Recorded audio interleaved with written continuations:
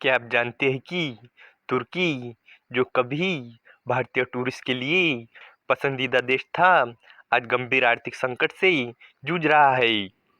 हाल ही में भारत-पाकिस्तान विवाद में पाकिस्तान का खुला समर्थन करने के बाद तुर्की को लेकर भारत में नाराजगी बढ़ गई है और सोशल मीडिया पर बॉयकॉट तुर्की ट्रेंड कर रहा है। पिछले साल 3 लाख से ज़्यादा भारतीयों ने तुर्की का दौरा किया था और करीब $400 मिलियन खर्च किए थे। लेकिन अब वही देश महंगाई के भारी बोझ तले दबा हुआ है।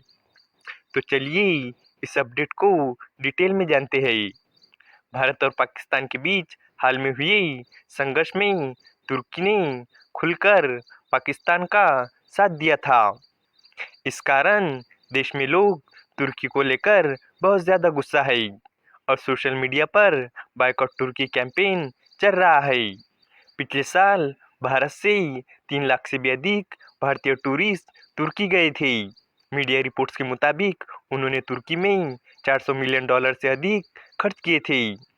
तुर्की दुनिया के उन देशों में शामिल है जहां महंगाई सबसे ज़्यादा है। अप्रैल में वहां महंगाई की दर 37.86% रही, जो भारत के मुकाबले करीब 12 गुना अधिक है।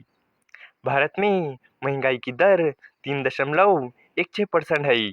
तुर्की से ज़्यादा महंगाई केवल वेनेजुएला में 172% और अर्जेंटीना में 47.3% है। तुर्की पिछले कई साल से महंगाई की समस्या से जूझ रहा है।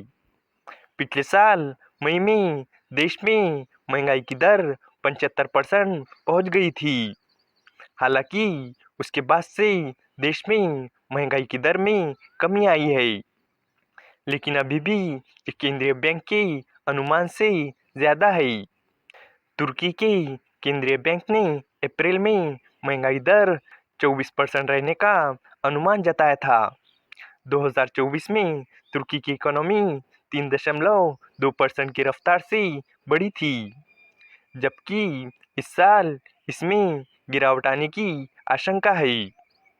आईएमएफ के मुताबिक इस साल तुर्की की जीडीपी ग्रोथ 2.8% रह सकती है।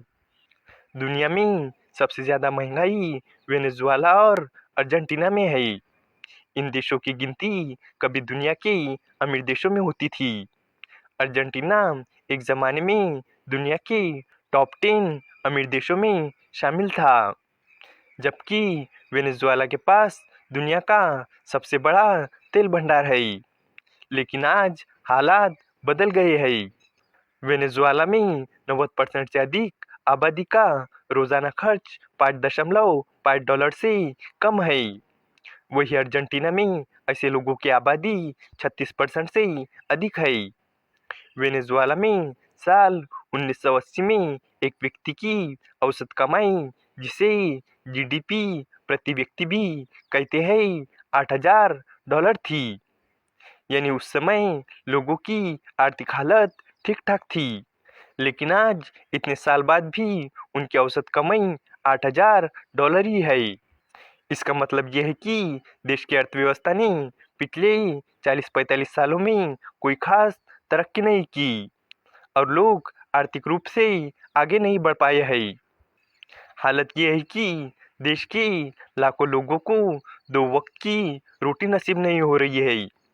वेनेजुएला में हालात इतने खराब हो गए हैं कि वहाँ के लाखों लोग अब अच्छी और सुरक्षित जिंदगी की तलाश में अपना देश छोड़कर दूसरे देशों में जा रही है। वेनेजुएला में खाने पीने की चीजें इतनी महंगी हो गई है कि अमीर लोगों को भी दिन में 2 बार का खाना जुटाना भी मुश्किल हो रहा है। कई गरीब लोग तो पेट भरने के लिए कचरे में पड़ी जूठन खाने को मजबूर है। पिछले 43 सालों में महंगाई तो चरम पर पहुंच गई है, लेकिन लोगों की इनकम बिल्कुल नहीं बढ़ी है। वही अर्जेंटीना की स्थिति भी वेनेजुएला जैसी ही है। महंगाई के मामले में ये देश वेनेजुएला के बाद दूसरे नंबर पर है। पहले वर्ल्ड वॉर से पहले इस साउथ अमेरिकी देश की गिनती दुनिया के टॉप 10 अमीर देशों में होती थी। अर्जेंटीना एक समय बहुत खुशहाल देश था, लेकिन 1946 से वहाँ की सरकारों ने लोगों को खुश करने के लिए ऐसी नीतियाँ और खर्च शुरू कर दिए जो लंबे समय तक देश की भलाई के लिए ठीक नहीं थे। इसका नतीजा ये हुआ कि देश की अर्थव्यवस्था कमज़ोर होती चली गई।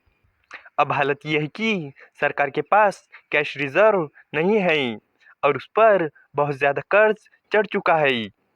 आज करीब 40% लोग इतनी गरीबी में जी रहे हैं कि उनकी बुनियादी ज़रूरतें भी पूरी नहीं हो पा रही है। इस वीडियो का कंक्लूजन यही है कि तुर्की, जो कभी भारतीय टूरिस्ट के लिए एक आकर्षक जगह थी, आज गंभीर आर्थिक संकट से जूझ रही है। पाकिस्तान का समर्थन करने के कारण भारतीयों में नाराजगी बढ़ी हुई है और बाइकॉट तुर्की जैसे अभियान चल रहे हैं। तुर्की में महंगाई की दर 37.86% तक पहुंच चुकी है, जो भारत से 12 गुना ज़्यादा है। पिछले साल ये दर 75% तक पहुंच गई थी। हालांकि कुछ सुधार हुआ है, लेकिन अभी भी हालात चिंताजनक है। उम्मीद है कि आपको ये जानकारी पसंद आई होगी और भी इसी तरह के इंफॉर्मेटिव वीडियोस के लिए हमारे चैनल को सब्सक्राइब करें। धन्यवाद।